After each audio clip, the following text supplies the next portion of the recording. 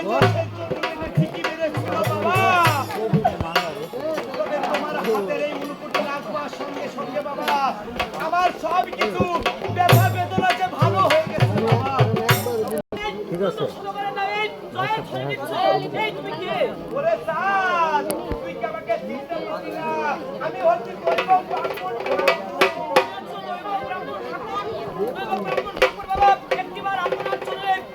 আমি আশীর্বাদ করি ওই ঠাকুর এই সাত সকাল বেলায় কি বলে আপনি আমার বাড়িতে এসেছেন? একটিবার কি করে বলবেন?